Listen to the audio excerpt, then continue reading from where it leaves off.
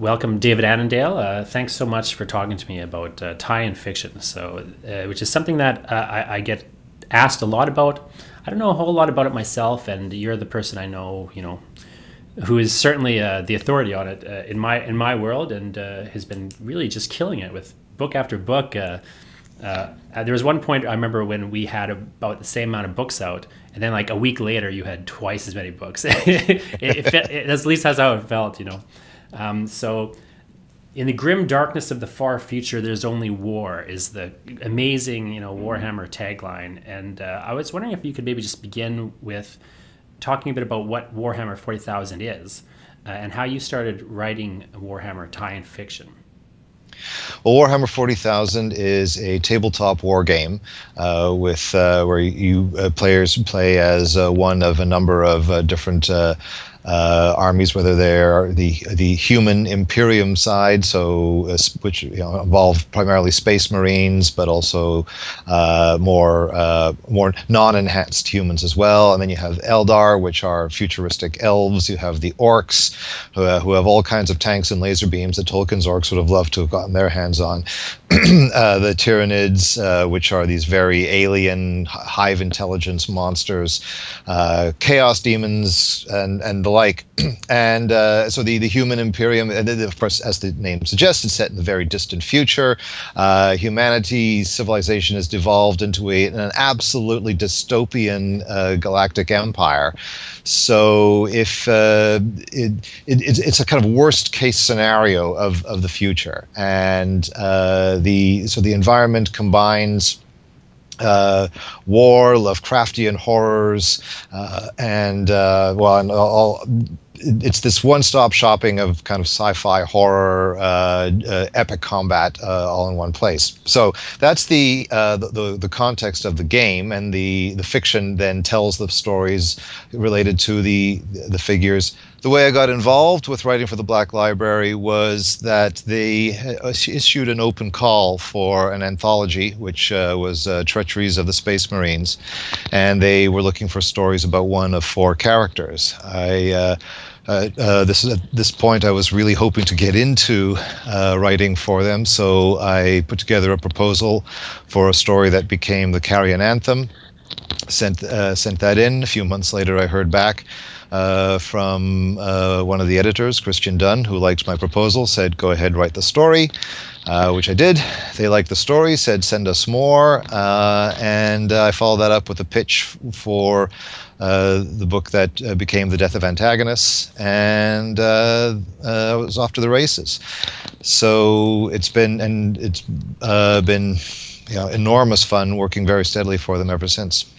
So does that seem like a typical approach to breaking into this sort of a tie-in fiction industry, or have you noticed that that's what other people have done, or is this an atypical approach? Like how do you feel that experience compares to what normally happens? I think it varies enormously. Depending on which end of the industry you're at. I think there's, as with any industry, there's going to be connections. So the editors getting in touch with writers they already know, is going to have some effect there. But there are publishers who will open things up, right? So Black Library doing that allowed me to get in. Since they were actively looking for new writers, and I know that they continue to do that. They used to have a period where there was an open window for anyone to send submissions in. They've had to, because of the sheer volume of submissions, now make them much more targeted. So there'll be periodically calls for particular projects where they will invite people to send in their pitches. Other publishers have things a little bit like this. Abaddon Books, I believe, once a year, they have a somewhat more open pitch period, or people submit proposals for either universes that they're coming up with or for stories in Abaddon's existing universes. Some of that's less specifically tie-in fiction, but it is related. And yeah, as for some of the other tie-in markets, I really wouldn't know for sure. And to what degree did the fact that you'd published books previously matter? Well, for that, I guess you'd have to ask one of the editors. No. I don't know. I think it probably helped. I certainly, when I was putting my proposal together, I was able to present myself as a pro author. I already had 3 books to my name when I said, I want to write for you, and here's stuff I've already done. I've already written books with large scale combat, so I know what I'm doing. At least that was how I put together my query letter. But I do know of some writers, who have had made sales to them who have not had that experience.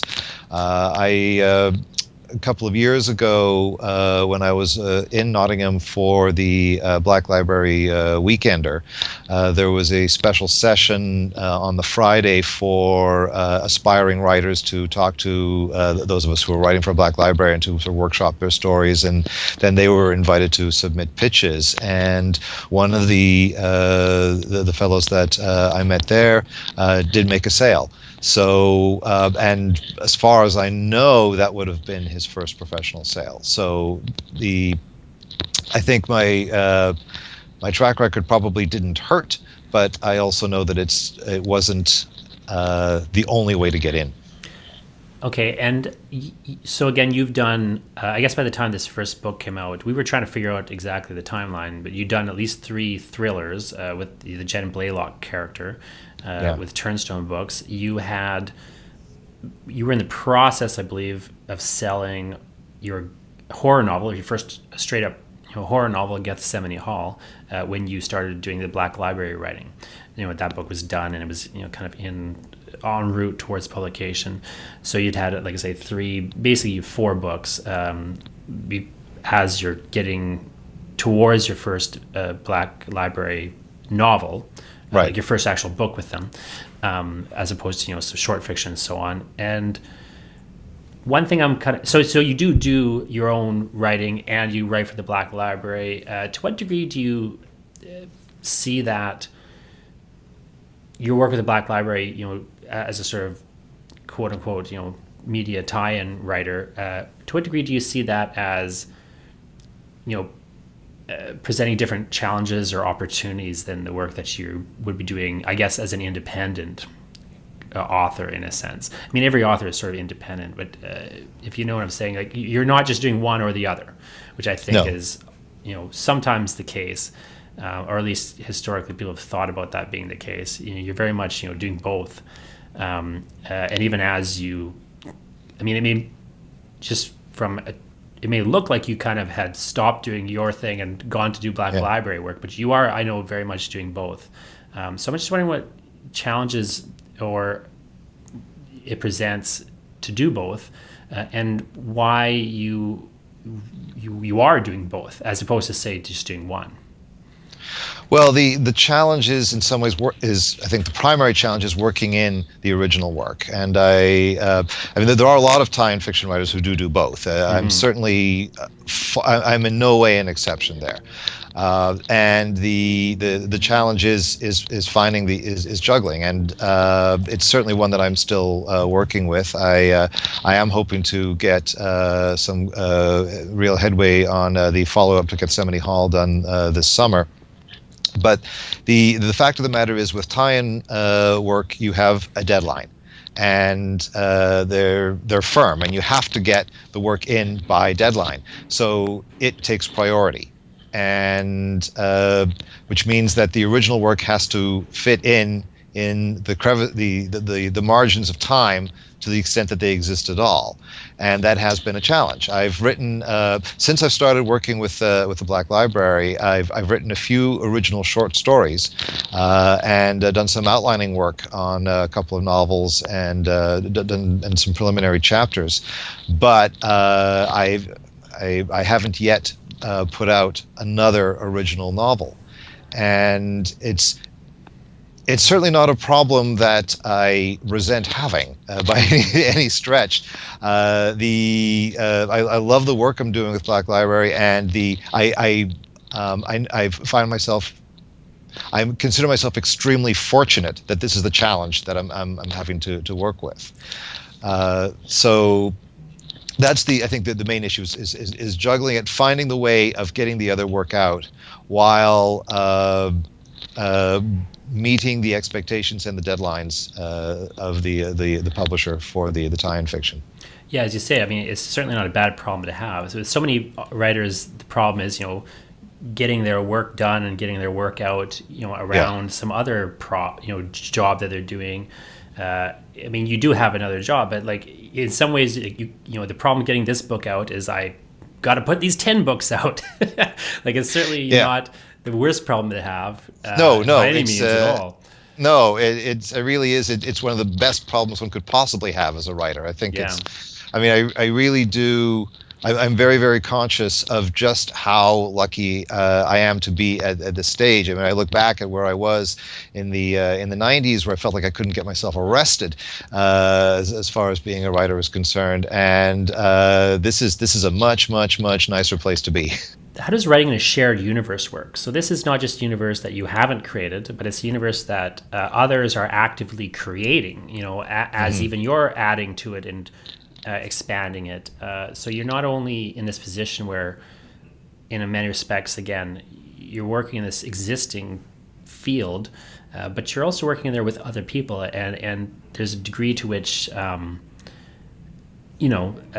all in the same sandbox. And I'm curious to know, like, exactly how does that work? How is it different in a kind of functional, practical way, like in terms of things you would actually think about while writing? How is it different from when you're sort of in control of that sandbox?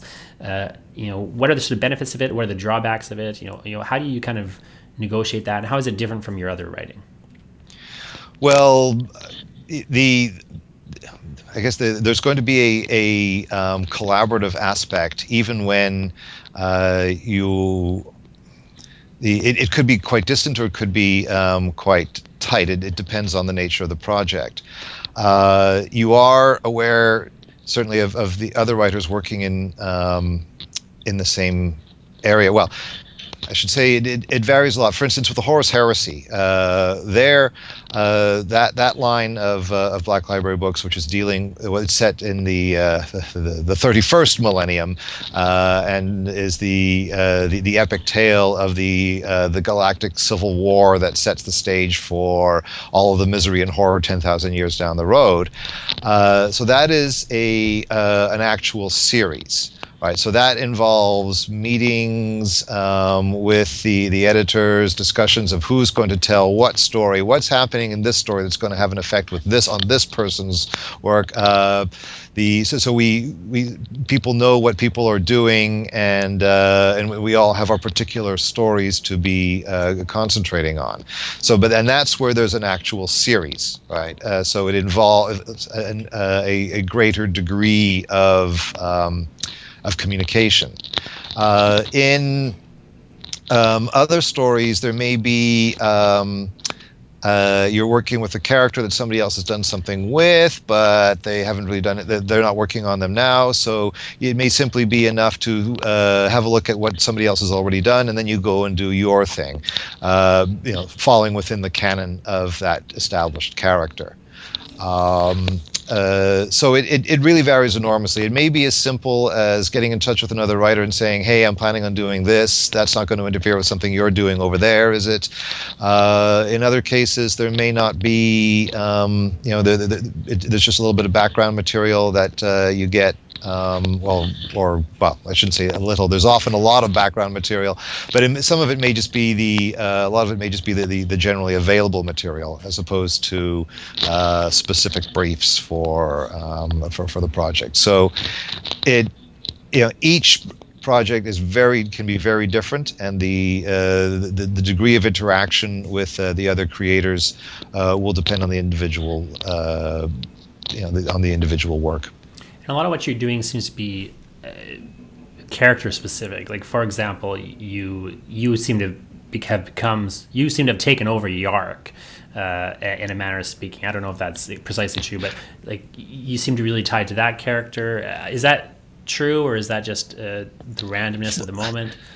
Well, there had Yarick is a character who, though he'd had some walk-ons in some other fiction or brief roles, prior to Chains of Golgotha, there hadn't been any individual work solely about him, except for a short story called Survivor, which was Yarick as a small child. But with an adult, there hadn't been anything except for brief appearances. So the stuff I did with him was the first Yarick-centered books. So that gave me a certain degree of free reign in the creation of the character. Again, though, trying to keeping true to the character as described in the codexes, in the rule books, essentially, for the game. And in fact, Chains of Golgotha was the events there are described in a single sentence in the timeline of the universe of the core rule book, and so there it was me expanding that to novella length.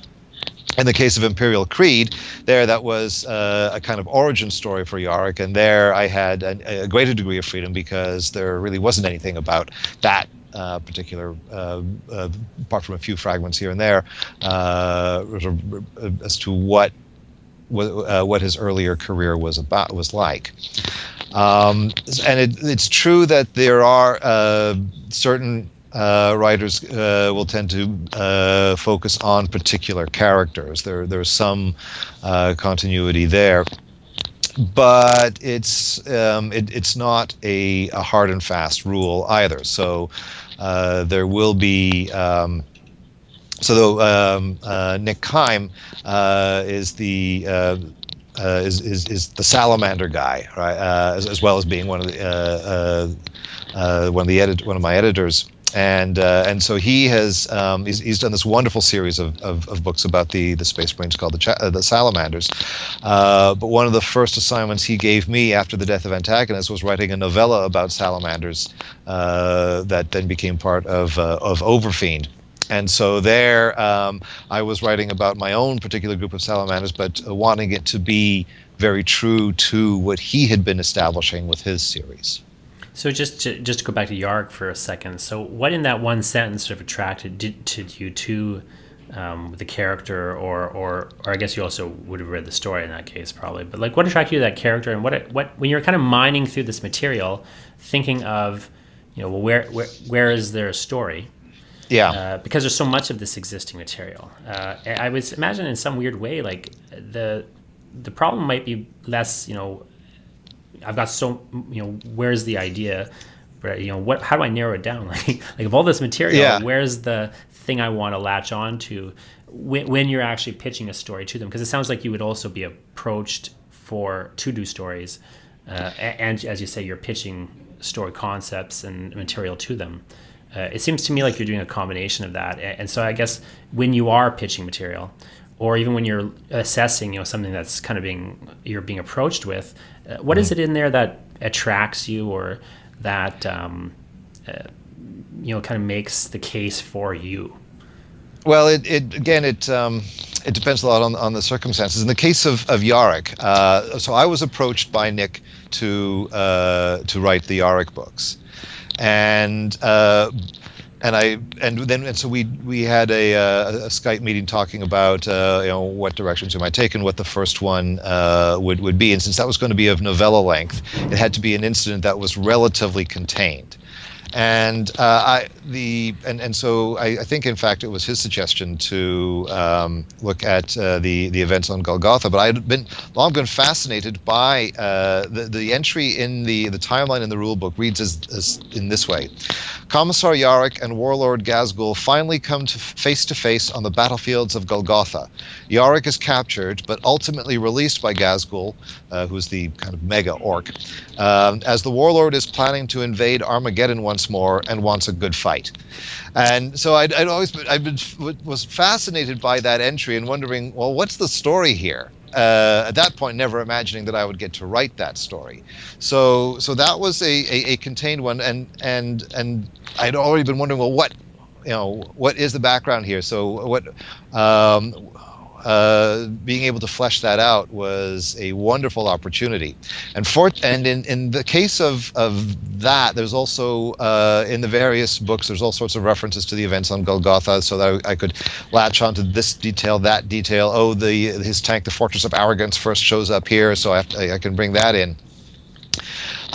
In other cases, now, there's been some other instances where I've been approached for a particular project where I might be given something very close to a full outline, or at least a paragraph saying, okay, this is everything that needs to happen in this story.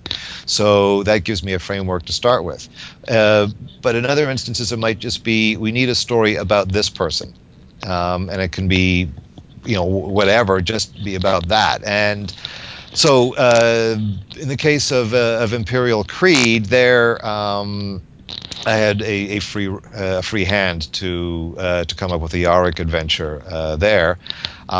In the case of the forthcoming Yarick novel, The Pyres of Armageddon, there this is one of the epic battles of Warhammer 40,000 lore. There were lots of details I was able to draw on as far as the major events of that book are concerned. And are those details a help or a hindrance? Like, to what degree is the existing material, like, to what degree do you want stuff that has all these gaps? And to what degree is, something that's more filled in or fleshed out helpful? I think they're both fine.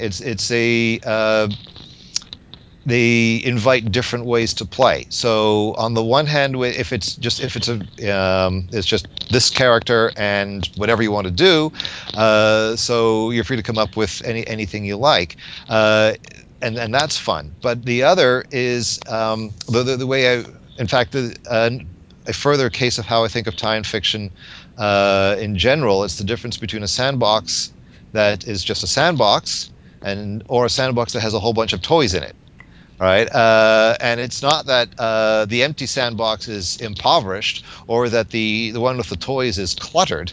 I think viewing either in that way would be a mistake. Rather, it's like, oh, these are the wonderful toys I can play with. Here's the structure that I can build on. Or, all right, now I have a blank page to construct what I want. So it's I think the important thing is to love what you are writing and to find the excitement in it, and seeing either option as the means you have in this particular instance to get excited about the work. And are you also, just you personally, are you also looking for opportunities for horror? Because I know that, as a, not just a horror, fan and horror writer, but as a academic, you're very interested in this idea of horror as a thing that is not a genre per se, but as almost a parasite on genres. And I do sort of see you in your work, especially in particular books like The Damnation of Pythos, really going full bore towards kind of a horror story structure, or a horror. Many of the tones and tropes, in a sense. And you do have a world where there are demons. There is this chaos behind everything. I mean, it's very much the great god Pan and that kind of veil with the chaos behind it when you start getting into descriptions of the warp and so on. So I'm just curious to know, to what degree is that something you're actively thinking about when you're going for this material? Or are you just like this genre, or a thing we might consider a genre, like, or not, like horror?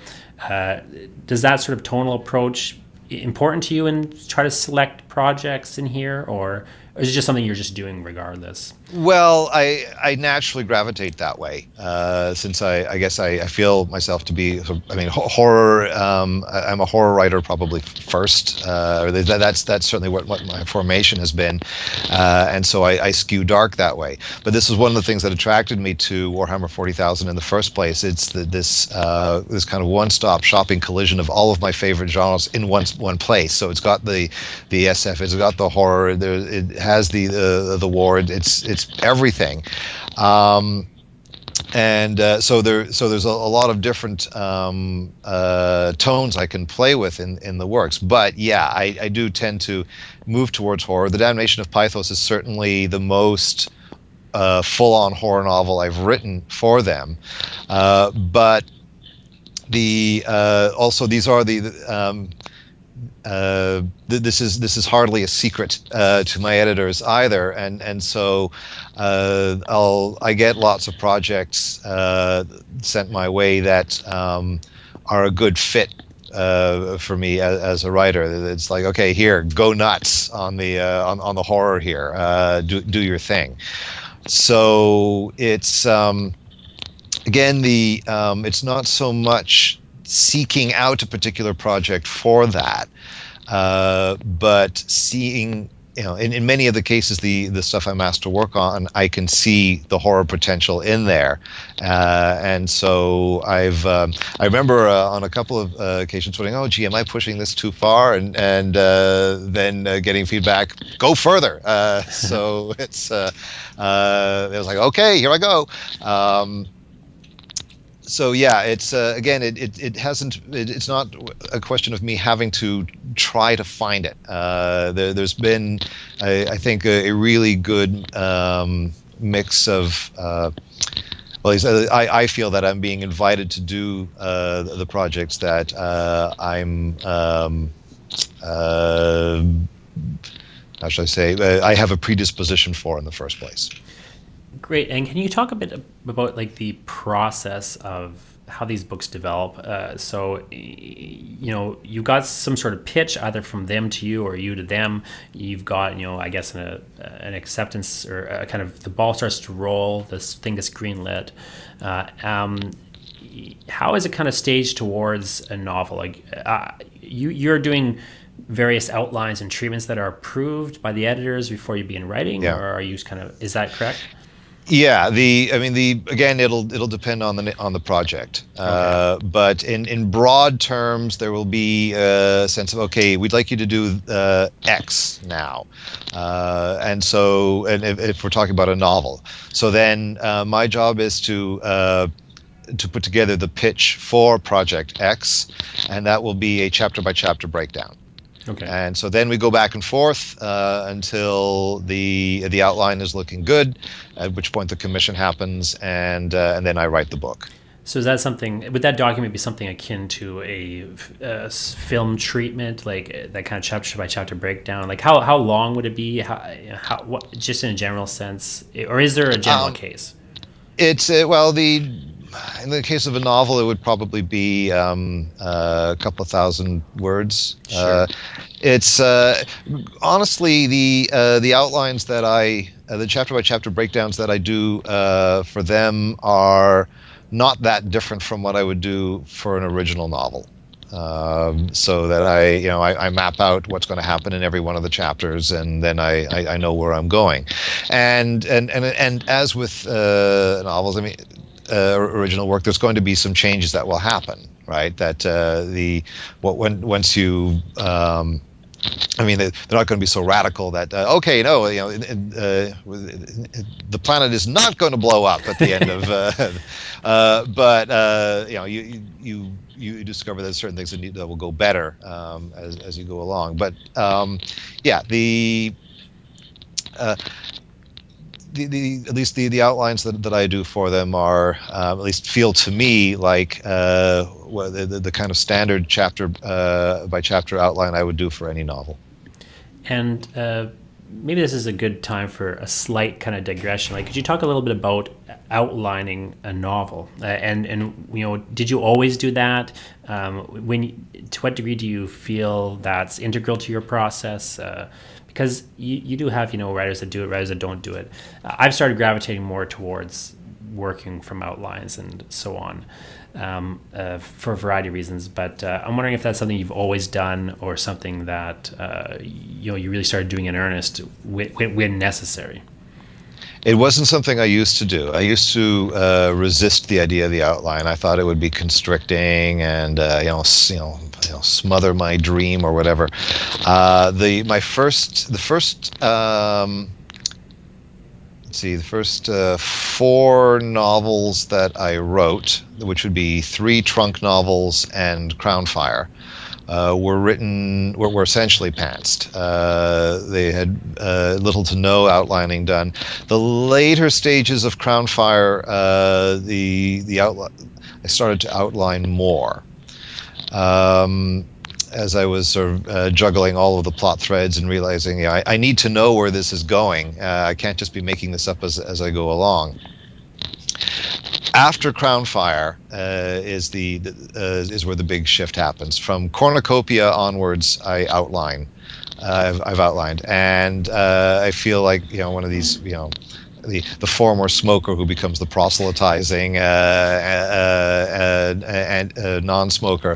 I would never go back. I absolutely swear by outlining now. My younger self was wrong. I want to go back and tell him that you're an idiot. It doesn't constrain you. It's not a limitation on on your imagination. It gives you the structure so you know where you're going, and if you need to change it, you change it. The process I use is a variation of what Sid Field describes in his screenwriter's workbook, and I think it was Stephen R. George who put me on to this method, and it has worked like a dream. I noticed one of the differences, for instance, between Crownfire and Cornucopia, and though I hope that some of the changes here was simply that I was getting better as a writer, but the fact remains that the first novel, which did not have an outline, in the editing process lost a third of its length. Close to 50,000 words were cut. Whereas the outlined Cornucopia, the final draft is pretty close to what the first draft was that I turned in. The editing was a snap compared to what I had to go through with Crownfire. So I think that experience certainly served me in good stead. So that with tie-in fiction, it has to be outlined, right? You have to turn in something so the editors know what the book is that you're going to be turning in. It's necessary, and so that was something that I was already doing. Right, it already felt completely natural to me to do that. I wouldn't want to get started on a novel now that I hadn't already fully outlined. I actually really enjoy the process now. And can you maybe talk about why it's necessary? Because on one level, I understand, of course, they are shepherding this flock of writers, and the stories have to kind of connect sometimes they have to go in certain places. I mean, there is a vision that in many respects is the editor's vision, insofar as how all the parts are connecting. But there's also, from what I understand, just pure, simple, practical matters. They're going to have some guy designing this cover while you're writing this book. From what I understand, there's a machine rolling, and if the writer starts screwing up the machine, it could cause all sorts of chaos.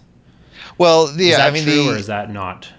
Well, I think perhaps in broad terms, definitely the project, the thing that you're working on has to be approved, right? Yeah. This is the story that we need in this particular context, on this particular subject, featuring these particular characters. By this day. Yeah, by this day. Yeah. And because sometimes those books are going to be tied into specific releases, so what is the story you're going to be telling? That has to be established so that when we give you the green light to tell this story, we know that the story you're telling makes sense, that it is the right fit for this character. That you have the right feel for this character, that you're writing about the Blood Angels. They aren't going to have helium balloons showing up at some point, right? I mean, I'm exaggerating for effect, but the editors have to know that you know what you're talking about.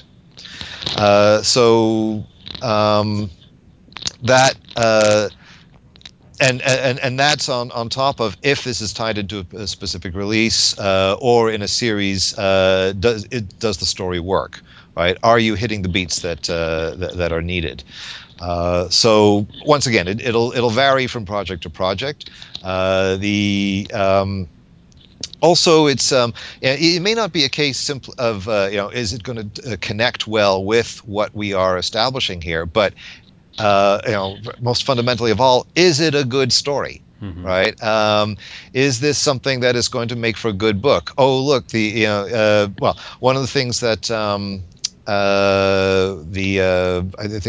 think it was with when I was working on Mephiston, the first outline I turned in was really, well, it wasn't that good. I hadn't. I wasn't giving him an epic enough story, right? And I had the feel for the kind of tale it should be all wrong. I needed to go a lot bigger. So I went back to the drawing board and came up with another idea, and which turned out to be much better, and was also a much more fun story for me to work on. In other cases, I had something else fairly recently where the outline wasn't it wasn't too bad necessarily, but I had some events going on there which are kind of similar to what somebody else had already done fairly recently. So okay, let's change that around. But over and but again, that fundamental is this good, right? Is this going to be an exciting story for the readers?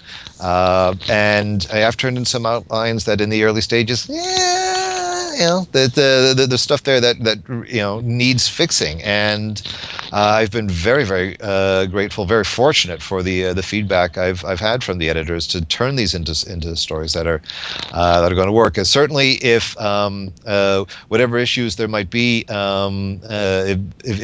the stories aren't working, then that's entirely my fault, because the feedback that I got has invariably been terrific. I've become a real convert to outlining, not just for stories, but also for book length project to some poetry and so on. Just because, to me, when I start editing other people's work, one of the first things I do is just make an outline of what they've already produced, and you can always spot problems. Always spot the narrative mistakes. You see when something isn't escalating properly or at all. I mean, I find that most serious problems are structural problems. Once a writer is beyond the position of being able, to write well, right? And for my own work, what I started doing heavily was, after doing first drafts, I would just make an outline of the draft I'd produced, and I would spot so many issues, and I would fix so many problems before I could begin a second draft. It does, I think, in a way, free you up to really even experiment and play around more. Yeah. And not just with the structure, but also on like a sentence by sentence level, because one, you can kind of, complicate the structure as you're doing some outlining, and two, you can, when you've got that sort of structure in place, you've got so much flexibility now and to mess around inside of it, knowing that the structure will hold. And that, as crazy as you might be on the ground level here, the cathedral will stand because I put a foundation underneath it, and so on and so forth. And it has, enough walls, and, it is, I think, I like you, I used to see it as very restrictive, and now I see it as a very freeing thing that has really allowed me to do more complicated structures, and I think be producing better and better work. Sorry.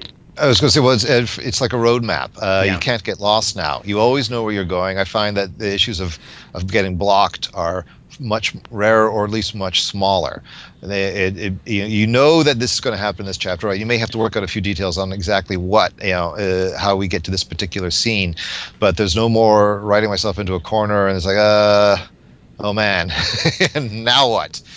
And you can work out of order, which, I don't know if you necessarily do that, but like I really found like I can work non-linearly in a way that is, so if I just don't want to write the next scene I should write, well, I'll write a later scene. And that's such a simple thing to do as a writer, but there are those days where you just are exhausted and you feel sick and you feel stupid, and well, I do know there's this thing coming up and I could really push on that. It'll be relatively easy to write. The thing in front of me is hard. well, I don't have to like give up today because today is too hard for me. I could do something else. I mean, I just think there's flexibility in so many respects, even down to the nitty gritty of, what am I going to do in the next hour? Now it's more flexible because I have, this roadmap, as you say, this plan. I can even take a detour if I want to test something out. And understanding that, of course, there's no need to incorporate it back into the structure. It could be a test. I'll do a lot of tests, which I think is something I don't see a lot of writers doing, except unconsciously when they have no outlines. So yeah, one of these days we should have like a long outline discussion. But I want to kind of jump back to this metaphor of the sandbox. I really feel like one of the things that is interesting about tie-in fiction is how it does have a certain connection to non-tie-in fiction, in the sense that regardless, you're in a sandbox that other people have played in. So if you're writing a science fiction novel, for Star Wars, or if you're writing a science fiction novel, for yourself, I mean, you have this. There are other people there. You didn't invent science fiction, and therefore, there's a tradition of literary history to be dealt with. There are toys there already. The haunted house is not your invention, but you can write Gethsemane Hall, which is your invention, and you can, and to me, it's an interesting. It's analogous in certain ways, although I think it's not seen as that. But there's maybe a clear parallel insofar as these, like in Lovecraft, for example, and people playing in the Lovecraft mythos. Like, to what degree do you see the sort of shared universe collaborations that happen in the kind of work that you're doing, or in similar kind of tie-in fiction fields? To what degree do you see them as having meaningful parallels to the kind of shared universe work with Lovecraft and some of his peers that he would co-write with and shadow write for and so on? How do you just feel it relates generally to other fiction cultures? I guess it's kind of the broader question.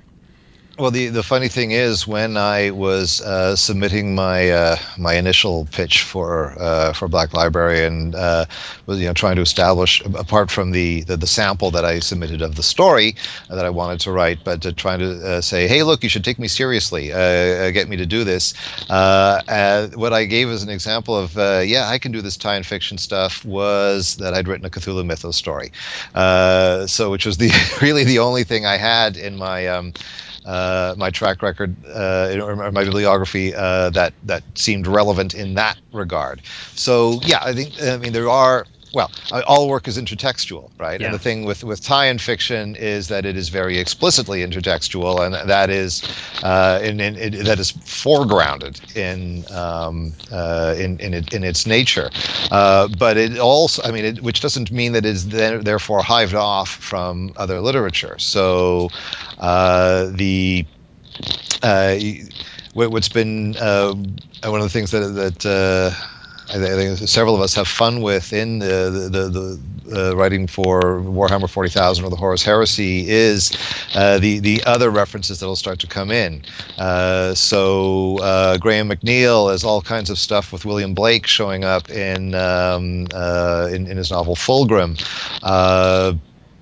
Dan Abnett in Horus Rising was at one point as the character Horus, uttering lines like Father, why have you forsaken me, or take this cup from me. So we have this character who is simultaneous in the mythological construction of the Horus Heresy. Has got the kind of Judas Satan role in that mythology, but speaking Christ's dialogue there. So the intertextual knot that Abnett creates there is quite an interestingly layered one. And so I think so all of those influences are going to have a part. Now, the connections between the two, between that and playing in shared universes, or however we define them, or in established traditions, I think there is a continuity there. The obvious difference being that there has to be there is a greater degree of control. over what's being done. Though I think certainly there'd be other similarities to be established between the Italian prose fiction and the comic book industry, for example, where again you have different writers working with previously established characters, or picking up threads that other people have written. And to what degree do you see it as having some relationship or any meaningful relationship to the sort of fan fiction cultures that exist? That's a really good question. It's certainly something that I've certainly kicked around in my head in some idle moments. I mean, I think the idea of working with previously established characters. I mean, there's that obvious link there, but I'm not sufficiently familiar with fan fiction to really, I think, talk about that with any authority. Partly, and it's partly sort of deliberate that, given the sort of connections that exist, I've found it, I think, advisable to stay away. To not venture into that world at all. Sure. And so I think it's necessary for me to do so. Yeah, that makes sense. If you think about the possible legal minefield that could become and so on. Do you think, just kind of, looking again more at this idea that you're working in this field and you're working, in, let's say, your own field, of, writing your books that you're sort of independently going to different places for, like, so you're going to do sequels to Gethsemane Hall, in a manner of speaking, for example. Do you feel like there's going to be like any real crossover from your Warhammer fan base to your broader or maybe less broad fan base? Like, since you haven't put out another book since you started Warhammer fan fiction, or not fan fiction, Warhammer tie-in fiction, it's kind of an academic question, because of course you haven't seen the crossover necessarily, I don't think. Or maybe you have. Well, I mean, beyond the anecdotal, I wouldn't know. I do know some. I have heard from some readers who encountered me first as a writer of Warhammer 40,000 fiction, who subsequently read Gethsemane Hall. Or have picked up some of the short stories I've done since. So again, it's anecdotal. In terms of figures, I wouldn't begin to know. I remember when I was reading Dragonlance books and Forgotten Realms and so on. I remember following writers. Like, I don't know if it was common, and then again, I would be a bad example, maybe, like, as somebody who is on their way to becoming a writer, but I would notice who wrote the books. I would follow who wrote the books, like R.A. Salvatore. I would follow. I would actually only read the Forgotten Realms books that he had written, and I encountered him somewhere in Dragonlance or some other.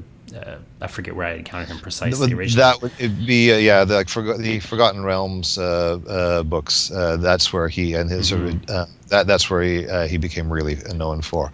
I don't know if he wrote any of the actual Dragonlance series. I don't know, but I know that Forgotten Realms is that's where you'd find the bulk of his work. Yeah, and I remember following particular writers. There were just so many books. It's hard to kind of not. You had to whittle it down somehow, and I found like I would follow certain writers, and other times I would follow certain characters, right, and then it just you'd accidentally sort of stumble across different writers. But I think it was an interesting. I remember reading Ninja Gaiden books at one point. Nintendo was putting out like these. At least they put out one Ninja Gaiden book. I remember reading the Star Wars sequels to the movies, that like the Star Wars Book 7 or Episode 7 or whatever that had come out. But at that time, it was stigmatized. Like this time fiction was very much stigmatized as something that quote unquote serious authors wouldn't do. I don't know if that stigma still exists. I don't believe it does, but I'm wondering, do you feel like there's any sort of holdover of this sort of stigmatization, or has it just kind of become in a kind of more postmodern culture? Has that distinction gone away? Yeah. That's another one that I've wrestled with. I think there is some, perhaps. The International Association of Media Tie-in Writers was formed. One of its goals is to combat that kind of stigmatization. Are you a member? Yes, I am. Yeah, okay. Yeah. So I was going to say, proudly so. I don't. I can sort of maybe speak to sort of again sort of anecdotal perceptions. I do see a lot of writers going back and forth between the two. So I think there's probably much less of a stigma. It's certainly not one that I have. I want to be careful. Just because I haven't experienced it doesn't mean it doesn't exist, right? Or perhaps it's one that that I reject, and that I'm very proud to be a tie-in writer.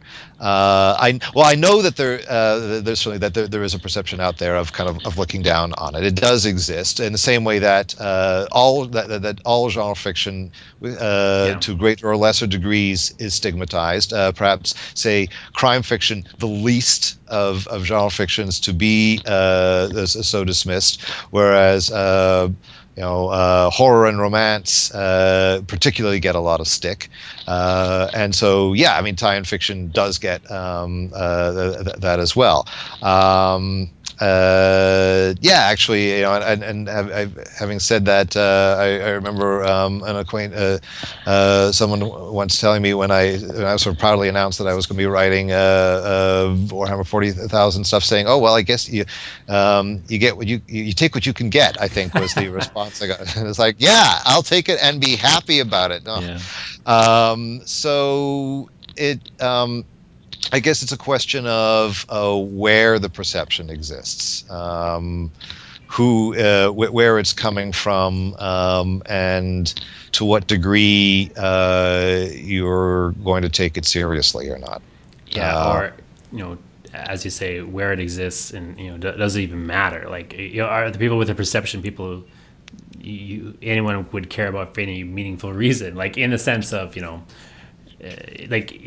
is it going to matter to someone's career? Yeah. I can't imagine it could hurt someone's career at this point in history. Although I know that I don't see people writing with pseudonyms. Their tie-in fiction, but again, maybe I wouldn't know. Well, yeah. So, I think Kingsley Amis did a tie-in book. Did he not? He wrote a James Bond novel. Yes, yeah.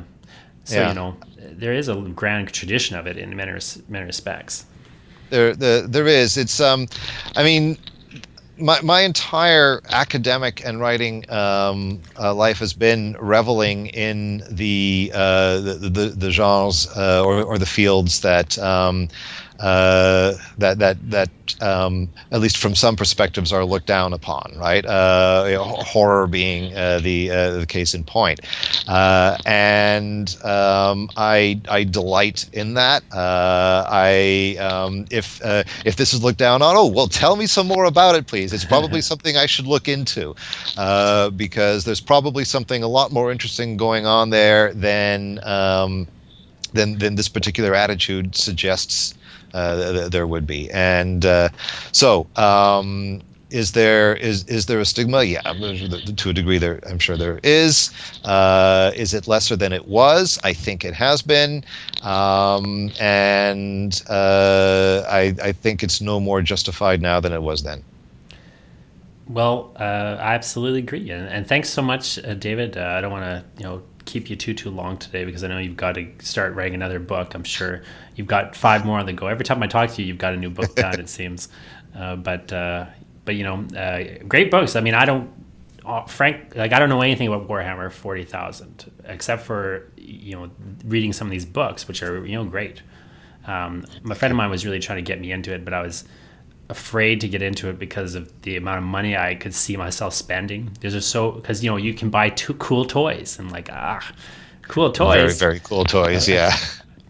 Me and my money will soon be parted by these cool toys, but the books That's are the more plan. affordable, and the definition of Pythos, particularly, it was a great read in this sense that I kept wondering where you could go.